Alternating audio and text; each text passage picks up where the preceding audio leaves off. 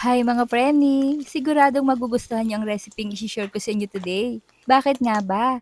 Dahil nga mga preni ito ay luto sa beef, na simple lang ang mga sangkap at mabilis pang lutuin. Pero ang sarap! And I'm Fanny from Fanny's Cookery.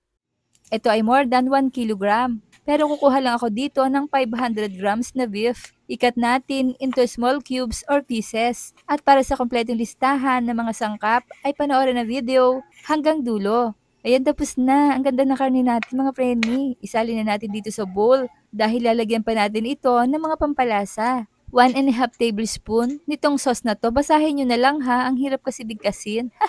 2 tablespoon soy sauce, chili powder for extra anghang, and ground black pepper.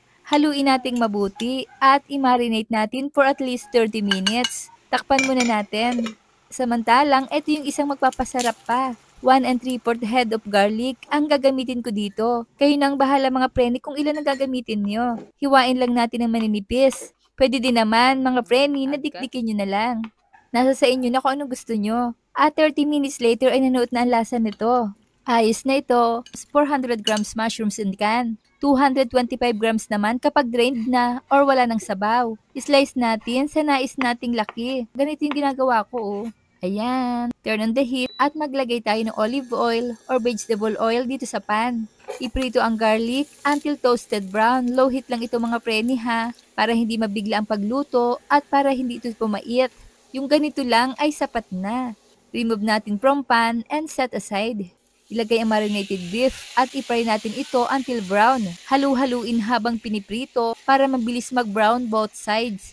I-cover natin and cook until the beef is tender. Stir natin constantly to prevent burning. Set over low heat at maglagay tayo ng butter. 3 tablespoon ito mga preni. Increase natin ang heat at kapag na-absorb na ng beef ang butter ay ilagay na natin ang sliced mushrooms.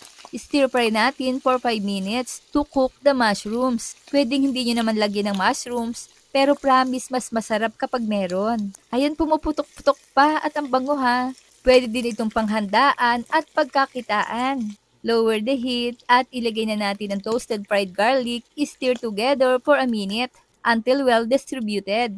At kapag nangyari na yan, ay maaari na nating i-turn off ang heat. Isalin na natin sa isang plate or bowl. At kung nakabot kayo sa punto ng bidyong ito, ay mga tagasa naman kaya ang nakapanood ng video kong ito.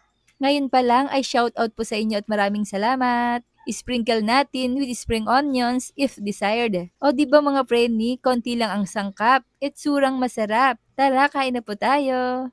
Maraming salamat sa biyaya. Try na din. Kaya naman kung hindi pa kayo nakapollow sa aking page, ay i-follow nyo na ako para updated kayo sa mga reseping ibabahagi ko pa. Huwag kalimutan, cook with love. Thanks for watching. Bye-bye!